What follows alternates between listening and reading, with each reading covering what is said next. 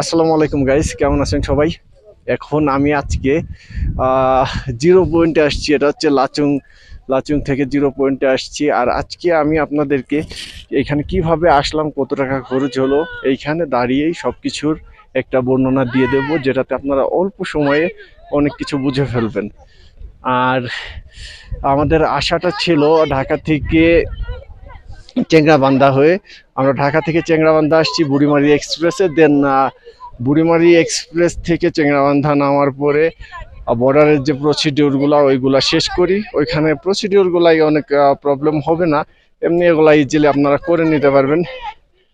দেন Bangladeshi border পার হয়ে Indian immigration শেষ করে ওইখান থেকে আমরা আর রিজার্ভ গাড়ি না নিই। রিজার্ভ গাড়ি না নিয়ে এখানে অটো বা টোটোতে করে চলে আসি বাস স্ট্যান্ড পর্যন্ত। সেইখানে লাগে আমাদের পার পার্সন 30 টাকা।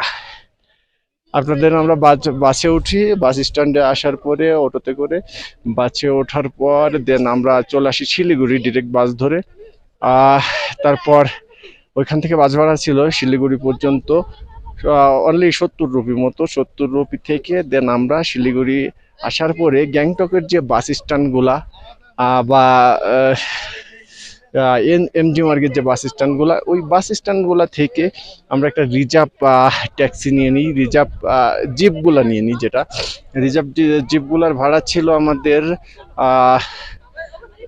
4,500 টাকা। 4,500 টাকা। আমরা অবশ্য 10 জন আসছিলাম, একসাথে শেয়ার করে নিয়েছিল। মাথা পিছু মোটামুটি 500 টাকা মতো আসছে। এরপর ওইখান থেকে আমরা ডিরেক্ট চলে আসি হোটেলে। হোটেল থেকে আর কি, হোটেলের ভাড়া এখানকার মোটামুটি একদম চিপ। 800 টাকা থেকে শুরু করে উপর অব্দি যত চাইতে পারেন, সমস্যা নাই। আমাদের লাচুং এর প্যাকেজটা হোটেল থেকে ঠিক করে দিয়েছিল। অ্যাকচুয়ালি লাচুং এ প্যাকেজ ছাড়া আসা যায় না। লাচুং জিরো পয়েন্ট প্যাকেজ ছাড়া আসা যায় না। আমরা ওই হোটেল যে ভাইটা ঠিক করে দিয়েছিল ওনার মাধ্যমেই আর কি চলে আসছি একটা এজেন্সি নিয়ে। এজেন্সির মাধ্যমে ঠিক করে নিয়ে চলে আসছি। দেন আমাদের প্যাকেজটা ছিল টোটাল 23,000 টাকা। 23,000 টাকায় আমরা 8 জন আসছি। তো আপনারা একটু 8 ভাগ 23 করে নিন কত টাকা আসে। আমাদের পার পার্সন আসছিল 2800 সামথিং। দেন ওইখানের প্যাকেজটা ছিল এমন যে 1 রাত 2 দিন আমরা গ্যাংটক থেকে হোটেল সকালে গাড়িতে উঠে পড়ি। দেন আমাদের আর কোনো থাকা খাওয়ার তেমন কোনো খরচ নাই। আমাদের হোটেল থেকেই হোটেলের কোনো ভাড়া লাগে নাই, ওটা সবকিছু প্যাকেজের ভিতরেই ছিল। এখন আমরা এই যে জিরো পয়েন্টে চলে আসছি, জিরো পয়েন্ট ঘুরতেছি ফিরতেছি দেখবো। এরপর যাওয়ার সময় ইয়ামথাং ভ্যালিতে যাব, ইয়ামথাং ভ্যালি দেখবো। আর thank you so much guys, আপনারা নিশ্চয়ই আমাকে সাপোর্ট করবেন। আমি নতুন ইউটিউব চ্যানেল খুলেছি, আর আপনাদের সাপোর্ট থাকলে একটু ভালো দূরে এগিয়ে যাইতে পারবো, আর সাপোর্ট না থাকলে পারবো না। Thank you. এর ভিতরে আরেকটা কথা আছে, যারা সিঙ্গেল আসবেন বা যাদের সিঙ্গেল আসবেন, আসার সফর সঙ্গী পাইতেছেন না, তারা নির্ভয়ে ঘর থেকে বেরিয়ে পড়ুন, চলে আসুন। আর বর্ডার যখন চেংড়াবান্ধা বর্ডারে আসবেন, নিশ্চিত সঙ্গী পেয়ে যাবেন, সমস্যা নাই। আর আমাদের মতো আমি আর আমার ওয়াইফ আসছি। তারপরে এখানে এসে একটা কাপল পাইছি, আরো 4 জন ভাই পেয়েছি। আমরা 8 জনে মিলে অনেক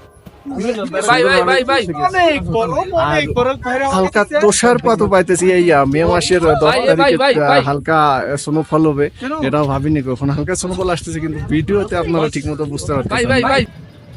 ঢাকা কল্যাণপুর বাস স্ট্যান্ড থেকে বুড়িমারি এক্সপ্রেস বাসে করে আমরা বুড়িমারি ল্যান্ডপোর্টের উদ্দেশ্যে রওনা দিই, যেখানে প্রতি সিটের বা পার পার্সনের ভাড়া ছিল 800 টাকা। সাধারণত 800 টাকা থেকে শুরু করে 1000 টাকা এই রোডের ভাড়া হয়ে থাকে।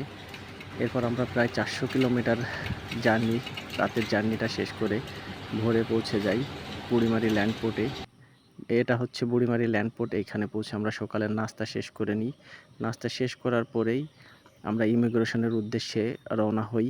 এই যে বাস স্ট্যান্ড থেকে সামনে 1 মিনিট হাঁটলেই ইমিগ্রেশন পেয়ে যাব। ইমিগ্রেশন থেকে আমরা সকালের কাজ শেষ করে ইন্ডিয়ার ভিতরে ঢুকে যাই। দেন এই সোনার বাংলা যে মানি এক্সচেঞ্জ, এই মানি এক্সচেঞ্জ থেকেই আমরা সাধারণত টাকা এক্সচেঞ্জ করে নিই, এবং আপনারা চাইলেও এখান থেকে মানি এক্সচেঞ্জ করে নিতে পারেন। মানি এক্সচেঞ্জ শেষ করে ইন্ডিয়ান ইমিগ্রেশন পার হয়ে আমরা ডিসিশন নিই, ট্যাক্সি ভাড়া যেহেতু বেশি পড়বে, তো আমরা লোকাল ভাবেই যাব। তাই আমরা অটো নিয়ে পার পারসন 30 টাকা দিয়ে চলে যাই শিলিগুড়ি বাস স্ট্যান্ডে। এরপর বাসে উঠে 70 টাকা করে ভাড়া দিয়ে আমরা পৌঁছে যাই এসএনটি বাস স্ট্যান্ডে। এটা হলো এসএনটি বাস স্ট্যান্ডের ভাড়ার যে তালিকা, এটা সাধারণত 200 টাকা করেই বাস ভাড়া নিয়ে থাকে তারা। বাসের টিকিট না পাওয়াতে আমরা দুপুর 3টায় লাঞ্চ সেরে নিই নিজেদের এসএনটি বাস স্ট্যান্ডেই। এই লাঞ্চগুলো মূলত একটু কস্টলি হয়ে থাকে, তারপরও খাবার দাবারের মান ভালো ছিল। এরপর খাওয়া দাওয়া শেষ করে আমরা চলে যাই আরেকটা রিজার্ভ ট্যাক্সি নেওয়ার জন্য। ঢাকা থেকে আমরা 4 জন এসেছিলাম এবং চেংড়াবান্ধা বর্ডার থেকে 6 জন ভাই পরিচিত হয়েছিল। তাদের সাথে মিলিয়ে আমরা একটা ট্যাক্সি নিয়ে নিই। ট্যাক্সিটির ভাড়া ছিল 5,000 রুপি, আমাদের জন প্রতি এসেছিল পার পারসন 500 রুপি মতো। শিলিগুড়ি শহর থেকে কিছুটা পথ বেরিয়ে আসার পরেই চোখে পড়তে লাগলো সৌন্দর্যময় অসাধারণ সেই পাহাড়গুলো, যার পাশ দিয়েই চলেছে ছোট বড় অনেক লেক, যেগুলো আসলে খালি চোখে দেখলে যে অনুভূতিটা ক্যামেরায় দেখে অতটা বোঝা যাবে না। তারপরও আল্লাহর যে অপরূপ সৃষ্টি, এইখানে আসলেই সেটা কিছুটা হলেও উপলব্ধি করা যায়। তো আমরা যাওয়ার পথেই আমাদের বাংলাদেশ থেকে যে 6 জন ভাই অ্যাড হয়েছিল, তাদের একজন পরিচিত হোটেল মালিক ছিল যার বাড়ি বাংলাদেশে। তাকে ধরে আমরা মূলত হোটেলগুলো বুকিং দিয়ে দিই। এরপর আমরা পাহাড়ি সৌন্দর্য দেখতে দেখতে হোটেলের উদ্দেশ্যে রওনা দিই। প্রায় 5 ঘন্টা 6 ঘন্টা জার্নির পর আমরা পৌঁছে যাই এমজি মার্গে। অবশেষে আমরা চলে আসলাম সিকিমের রাজধানী গ্যাংটক এমজি মার্গে। এমজি মার্গের রাস্তাগুলো ছিল অনেক অসাধারণ, আর এইখানে এসে প্রথম যে অনুভূতিটা হলো, এই এমজি মার্গ শহরটা দেখতে একদমই ইউরোপের কোনো একটা শহরের মতো, খুব পরিষ্কার, কোথাও কোনো ময়লা নাই। তো আমাদের যে হোটেলটা ছিল এটা ছিল এমজি মার্গ থেকে 1-1.5 মিনিটের হাঁটা পথ। তো আমরা সবাই মিলে হোটেলের উদ্দেশ্যেই রওনা হয়েছি। হাঁটতে হাঁটতেই যাচ্ছি, এমজি মার্গে কোনো গাড়ি চলে না। রাত 9টায় এসে এমজি মার্গে পৌঁছানোর পর আমরা রাতের এমজি মার্গ দেখতে দেখতেই হোটেলের উদ্দেশ্যে রওনা হয়েছি। সবাই ক্লান্ত, তারপরেও এমজি মার্গ দেখতে খুবই অসাধারণ। আপনারা যারা এমজি মার্গে আসবেন বা সিকিমে আসবেন, অবশ্যই ভারী শীতের কাপড় সাথে নিয়ে আসবেন। আর যারা সিকিম জিরো পয়েন্টে যাবেন তারা অবশ্যই ভারী শীতের কাপড় না নিয়ে আসলে আপনাদের ভাড়া নেওয়ারও সুযোগ সুবিধা রয়েছে। অবশেষে আমরা হোটেলে চলে আসলাম। এই হোটেল রুমটা আমি একটু দেখাই। আমরা যে কাপল ছিলাম 2 জন, তাদের জন্য সেম এরকম একটা 2টা রুমই দিয়েছিল। রুমের সাথে একটা ছোট সাবান ছিল, আর এখানে একটা মিরর ছিল।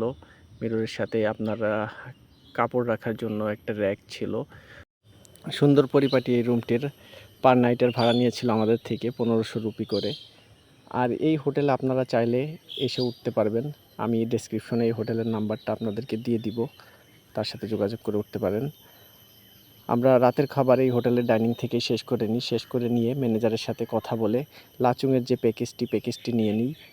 লাচুংয়ের প্যাকেজটি আমাদের করে দিতে পেরেছিল 8 জনের জন্য 23,000 রুপিতে। পার পারসন পড়ছিল আমাদের 2800 রুপি সামথিং। তো এই প্যাকেজের ভিতরে ছিল আমাদের 2 ডে 1 নাইট, এর ভিতরে সকল খাওয়া দাওয়া, গাড়ি ভাড়া, সাইট সিইং সব কিছুই ছিল ওই প্যাকেজের মধ্যেই। গ্যাংটক থেকে লাচুং পর্যন্ত আমাদের জার্নিটা ছিল 8 ঘন্টার। তারপরেও আমাদের খুব বেশি ক্লান্তবোধ মনে হয়নি, কারণ পাহাড়ি রাস্তাগুলো ছিল খুবই অপরূপ সৌন্দর্যের সাথে ছিল অনেক ভয়ঙ্কর। তো আমরা যেতে যেতে লাচুংয়ে আলটিমেটলি পৌঁছে যাই রাত 10টার দিকে, অ্যাপ্রক্সিমেটলি রাত 10টার দিকে। আমার টাইমটা শিওর মনে নাই, 1-1.5 ঘন্টা এদিক ওদিক হতে পারে। এইটা ছিল আমাদের লাচুংয়ের হোটেল। যে হোটেলটা আমরা যা আশা করেছিলাম যে হয়তোবা খুব বেশি ভালো হবে না, যদিও এটা গ্রাম এলাকা, তারপরেও হোটেলটা অনেক ভালো ছিল। তো এই হোটেলেই আমাদের সবার রাতে থাকতে হবে। রাতে থেকে তারপর আমরা সকাল 6টায় উঠব। সকাল 6টায় উঠে দেন আমরা চলে যাব ইয়ামথাম ভ্যালি এবং জিরো পয়েন্টের উদ্দেশ্যে। এই হোটেলেই আমরা রাতের ডিনার শেষ করে নিই। রাতের ডিনার শেষ করার পরে আমরা, ড্রাইভার আমাদের টাইম দিয়েছিল সকাল 6টায়। সকাল 6টার দিকেই আমরা ঘুম থেকে উঠে একদম রেডি হয়ে চলে যাই নিচে রাস্তায় গাড়ির কাছে। লাচুং থেকে সকাল 6:30টায় আমাদের যাত্রা শুরু হয় ইয়ামথাম ভ্যালি এবং জিরো পয়েন্টের উদ্দেশ্যে। এবং এই রাস্তাটা যে সত্যিই অসাধারণ ছিল, এটা ভিডিওতে দেখলেও আপনারা বুঝতে পারবেন। রাস্তার ধার দিয়ে পুরা সুন্দর সুন্দর যে ফুলগুলা ছিল, এগুলা হচ্ছে সিকিমের জাতীয় ফুল। আমরা যতটা উপরের দিকে যাচ্ছিলাম সৌন্দর্য ততটাই বাড়তেছিল। তো আমাদের এই লাচুং থেকে জিরো পয়েন্টের জার্নিটা ছিল মেবি 3.5 আওয়ার্স মতো। আর এই জার্নিটায় যে রোড পেয়েছিলাম বা পাশে যে দৃশ্যগুলো পেয়েছিলাম, এগুলা কতটা অসাধারণ, একদম নিজে এসে স্পটে দাঁড়িয়ে দেখতে না পারলে সেইটা ভাষায় বলে বোঝানো যায় না। তারপরেও ভিডিও ধারণ করেছি কিছুটা আপনাদেরকে অনুভূতি দেওয়ার জন্য বা বোঝানোর জন্য। পাশ দিয়ে ছোট ছোট লেকের কোনো অভাব নাই। আর দূর দিয়ে যে পাহাড়গুলো আছে, এই পাহাড়গুলো পুরোটাই কুয়াশায় ভরে গেছে। আমরা যাওয়ার সময় হালকা হালকা বৃষ্টি পাচ্ছিলাম। অ্যাকচুয়ালি এটা বৃষ্টি না, মেঘের থেকে যে পানিটা আসে ওইটা বুঝতে পারতেছিলাম না। তো আমরা জিরো পয়েন্টে পৌঁছানোর পরে আমরা কিন্তু বরফ পেয়েছিলাম। এই মে মাসের 10 তারিখে বরফ পেয়েছি। দেন তুষার স্নোফল হয়েছিল। এটা আসলেই আমাদের ভাবনায় ছিল না। যাইতে পথে এই যে পাহাড়গুলা বা ভেঙে ভেঙে যে ইয়েগুলা পাথরগুলো আসছে, এগুলা কিন্তু পাহাড় ভেঙে ভেঙে আসছে রোড করাচ করে। এবং এইগুলা যখন ভাঙে, আর এই ভাঙা জায়গার ভিতরে যদি কেউ চলে আসে ওই টাইমিংয়ে, তো এটা হবে খুবই ভয়ঙ্কর একটা। যদিও সিকিমের গভর্নমেন্ট অনেক রেস্ট্রিক্টেড, ওনারা খুব বেশি প্রবলেম হইলে এই রাস্তা দিয়ে ঢুকতে দিবে না ট্যুরিস্টদেরকে। আর আপনারা জানেন যে সিকিম প্রায়ই অফ হয়ে যায়, আবার প্রায়ই খোলে যখন তাদের রাস্তাঘাটগুলা, ওয়েদার সব কিছু অনুকূলে থাকে, দেন তারা ট্যুরিস্টকে ওইখানে যাওয়ার জন্য অ্যাকসেপ্ট করে। তাছাড়া ট্যুরিস্টদেরকে এখানে যাইতে দেয় না। আপনারা খবর শুনে থাকেন, এই তো সিকিমে বন্ধ হয়ে যাচ্ছে, এই সিকিম খুলতেছে। অ্যাকচুয়ালি রাস্তাঘাট এবং ওয়েদারের কারণেই এই সমস্যাগুলো হয়ে থাকে। এরপর আমরা চলে আসি একদমই কুয়াশা আচ্ছন্ন পাহাড়গুলোর কাছাকাছি, যে পাহাড়গুলো পুরোটাই ছিল কুয়াশায় ঢাকা। এরপর খুব অচিরেই আমরা দেখতে পেয়ে যাব, মানে একদম বরফের সাদা সাদা স্তূপ ওই সামনে দেখতে পারতেছেন আপনারা, যে সাদা সাদা যে ইয়েগুলা, এটাই অ্যাকচুয়ালি বরফ। আমরা ফার্স্টে বুঝতে পারিনি, মনে হচ্ছিল মনে হয় সাদা কোনো পাথর, বাট অ্যাকচুয়ালি ড্রাইভারকে জিজ্ঞাসা করার পরে আমরা বুঝতে পারলাম যে না, এগুলাই হচ্ছে বরফ। সামনের পাহাড়গুলা যেগুলা দেখা যাচ্ছে সবগুলাই বরফে ঢেকে আছে। যদিও মে মাসের 10 তারিখে গিয়েছিলাম, যার কারণে বরফ ছিল তুলনামূলক অনেকটাই কম। তারপরও আমরা এইটা হচ্ছে আমার জীবনের প্রথম বরফ দেখা কোথাও। দূর থেকে দেখেই যে অনুভূতি, সেটা অ্যাকচুয়ালি ভাষায় প্রকাশ করতে পারবো না। তো আমরা যতটাই সামনের দিকে যাচ্ছিলাম, এই বরফের ছাউনিগুলো ততটাই বাড়তেছিল। এরপর আমরা চলে আসি জিরো পয়েন্টের খুব কাছাকাছি, যেখানে এসে বরফগুলা দেখে মানে খুবই আনন্দিত আমরা সবাই। আমরা ভেবেছিলাম মে মাসের 10 তারিখ হয়তো বা বরফ পাবো না, তারপর আমরা যে বরফগুলা পেয়ে গেছি। আর এর সামনেই যে আমরা যেখানে থামবো বা বরফ নিয়ে খেলবো, সেইখানের বরফের পরিমাণটা ছিল অনেক বেশি। তো আপনাদেরকে আরেকটা কথা বলা হয়নি দর্শক মণ্ডলী, এইখানে আসার যে রাস্তাটা, এই রাস্তার মাঝখানেই পড়ে ইয়ামথাম ভ্যালি। ড্রাইভার আমাদের বলে দিয়েছিল যে ভাই আগে আমরা জিরো পয়েন্ট দেখে আসি, জিরো পয়েন্টের ওয়েদার চেঞ্জ হয়ে যায়, অনেক সময় বৃষ্টি শুরু হয়ে যায়, অনেক সময় তুষারপাত শুরু হয়ে যায়। যার কারণে যেহেতু ওয়েদার ভালো আছে, আমরা জিরো পয়েন্টটা দেখে আসি। জিরো পয়েন্টটা দেখে আসার পরে আমরা ইয়ামথাম ভ্যালি দেখব। তো আমরা ড্রাইভারের সাথে একমত হয়ে চলে যাই জিরো পয়েন্টে এসে বরফ নিয়ে আমরা কিছুক্ষণ খেলাধুলা করি। তারপরে সবাই ছবি তুলি, বরফের উপরে স্ল্যাশিংও করি, যেটা আসলেই ছিল অনেক ভালো একটা অনুভূতি। আর এই মে মাসের 10 তারিখে এসে আমাদের পয়সা উসুল। আমরা ইয়ামথাম ভ্যালিতে চলে আসলাম। এটা হচ্ছে ইয়ামথাম ভ্যালি। আহ ওই যে নিচে নদীটা পাশে, বৃষ্টি হচ্ছে যার কারণে আমি আর খুব বেশি নিচে নামবো না। অনেকে নামতেছে, আমার অতটা ইচ্ছা হচ্ছে না নিচে নামার। বাট এখানে সৌন্দর্যটা জিরো পয়েন্টের থেকে একটু তুলনামূলক অন্যরকম। এটা না পাচ্ছি পাহাড়, না পাচ্ছি নদী ফুলফিল। একটা ছোট নদী আছে পাশ দিয়ে দেখা যাচ্ছে, আর দুই পাশে দুই ধারে বড় বড় পাহাড়। বাট পাহাড়গুলো মেঘে ঢেকে আছে, যার কারণে একটুও দেখা যাচ্ছে না। স্ক্রিনে আমার খরচের একটা বিস্তারিত বর্ণনা আপনাদের সাথে শেয়ার করে রাখলাম। আশা করি এই বর্ণনাটি দেখে আপনারা উপকৃত হবেন এবং এভাবে চাইলে আপনারা এই খরচে আসতে পারবেন। তবে সবসময় চেষ্টা করবেন একটু বেশি টাকা নিয়ে ট্যুরে যাওয়ার, যাতে কোনো ঝামেলায় না পড়তে হয়। আশা করি আমার ভিডিওটি আপনাদের সকলের ভালো লেগেছে। আমি নতুন ইউটিউবার, আপনারা অবশ্যই আমাকে লাইক করবেন, সাবস্ক্রাইব করবেন। Thank you guys, thank you for watching my channel. Thank you so much.